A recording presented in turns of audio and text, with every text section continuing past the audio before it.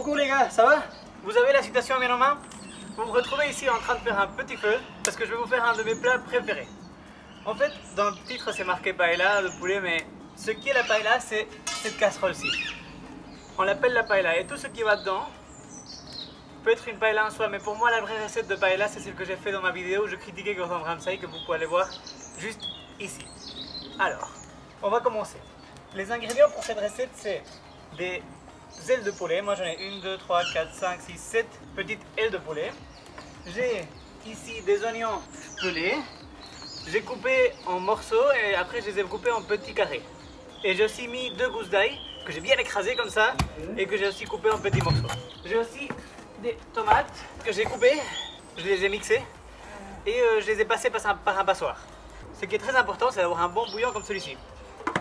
Celui-ci je l'ai fait avec des restes de poulet que je congèle à chaque fois et du coup j'ai tout mis au four, j'ai fait cuire ça pendant beaucoup de temps, plus ou moins 1 heure, et puis j'ai juste nettoyé l'eau et j'ai fait bouillir ces morceaux de poulet que j'avais mis au four. Il vous faudra une tasse de riz Sénia Bomba ou bien de la variété risotto, parce que je sais que c'est plus facile de trouver la variété risotto, mais essayez quand même de trouver la Bomba, elle est facile à trouver en Belgique. À part ça, il vous faut évidemment du sel, du poivre, vous pouvez même en mettre un peu dans le feu parce que ça donne un peu d'arôme déjà de base, et de l'huile d'olive espagnole. Espagnol, pourquoi? L'huile d'olive italienne. Vous commencez par mettre la poêle.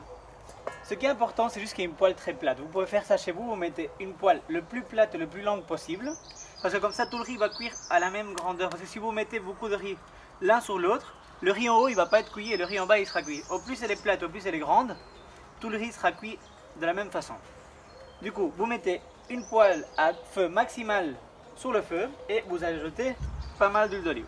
Il commence à chauffer, on sent tout et on rajoute ici dans le fond de la poêle aussi les petites ailes de poulet et on va les faire revenir pendant quelques minutes. Et quand il a une texture et une consistance comme celle-ci, ce sera le moment d'ajouter les oignons et l'ail qu'on avait précoupé. N'oubliez pas, il faut toujours couper tout en avance parce qu'une fois qu'on est dans le feu, on est coincé parce que le riz c'est quelque chose qui se fait en 30 minutes. Voilà, là ça a la texture qu'on veut. Moment parfait pour mettre du sel et soyez généreux avec le sel. N'oubliez pas qu'il va y avoir du riz dedans. Et aussi bien de poivre. Il faut bien poivrer et bien saler parce que le riz c'est quelque chose qui a besoin de beaucoup de sel et beaucoup de poivre. C'est un peu comme les aliments gras. Et là quand c'est bien chaud, n'oubliez pas, c'est un plat qu'on va toujours faire avec le feu très chaud. Et on prend la sauce tomate, on la met dedans et entendez ce bruit. Voilà. Ça c'est le bruit qu'il faut entendre. Là on arrive au moment où tout le monde part tout. Notre sauce a réduit pendant 10 minutes. Et elle est bien épaisse, c'est quasi du caramel, c'est une sauce cochonne comme ça, bien... Mais vraiment réduite comme ça colle, c'est magique quoi. Du coup, une tasse équivaut à 2 à 3 personnes. Si vous voulez 6 personnes, vous mettez 2 tasses et vous multipliez la quantité d'ingrédients que je vous ai donné de base. Et il faut prendre une tasse de riz pour 3 tasses de bouillon. Donc, on met la tasse, on fait bien revenir ceci. Et quand vous commencez à entendre ce bruit, le... Une... Et ce bruit, vous entendez ça? Si vous entendez pas ça, ça va pas. 2, 3. Voilà. Et on laisse cuire exactement 18 minutes. Une fois que les 5 minutes sont passées,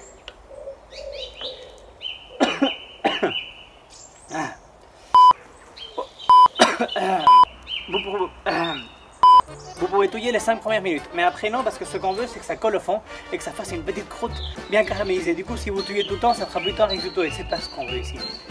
Pendant que ce riz cuit, je vous propose qu'on appelle le coin du sommelier pour lui demander quel vin irait bien avec cette recette.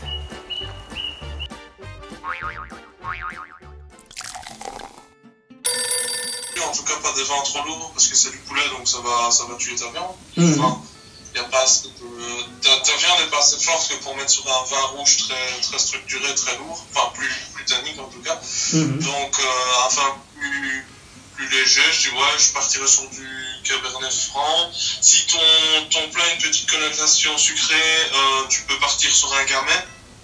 Peut-être du sud de la France ou un Beaujolais, c'est très bon aussi. Ouais, donc c'est quand même assez gourmand ton truc. Ouais, voilà, c'est un plat assez... Ouais. C'est un plat cochon, comme ça, bien... Ouais, peut-être partir sur, ouais, soit ce Cabernet Franc, soit un Gamay. Ça, c'est le cépage. Hein. Après, les vins, le Cabernet Franc, tu vas surtout en trouver dans les vins rouges de la Loire. D'accord. Chinon, Saint-Nicolas de Bourgueil, c'est Sancerre ou des vins de ce type-là. D'accord. Et les Gamay, le principal producteur de vin à base de Gamay, c'est dans le Beaujolais. Ok, je pense que j'ai tout retenu. Je vais essayer de me rappeler. Quoi ça? Le Gamay, tu peux le trouver aussi dans le sud de la France où il y a encore plus de soleil, donc enfin voilà. Tu le trouves partout, je sais pas, j'ai cultivé partout, mais une région qui travaille que le Gamay, c'est le Beaujolais, il fait ça très bien. Ce que j'aime bien faire, c'est quand il reste 5 minutes, je vais prendre quelques feuilles de romarin dans le jardin et je les mets juste sur le feu, comme ça. Allez, on est dans la droite finale, il nous reste 3 minutes. Et moi, ce que je fais quand il me reste 3 minutes, c'est j'enlève la paella ici. Et ce que je fais, c'est je bouge les briques. Et on va faire ce qu'en Espagne on appelle le socarrat. C'est-à-dire on le met juste sur le feu pour brûler un peu le feu et faire une croûte sucrée comme ça, super bonne. C'est déconné comme c'est bon ça. À feu vif. Donc si vous êtes à la maison, vous mettez le feu à maximum, c'est pas grave, c'est bon, c'est nickel, c'est super, voilà. Rapproche un peu la caméra, rapproche un peu. Encore un peu, encore un peu. Regardez-moi ça. Les vapeurs de la caramélisation du fond avec du romarin par-dessus. C'est bien du romarin ça, hein? Oui. Ah, parce que je confonds toujours avec le riz. Voilà. Et maintenant, on le prend et on l'amène à table. Et si je peux encore vous donner un dernier conseil, servez le riz à table et laissez-le reposer devant vos invités pendant 5 minutes. Le riz sera beaucoup plus tendre et vos invités seront impatients pour le goûter.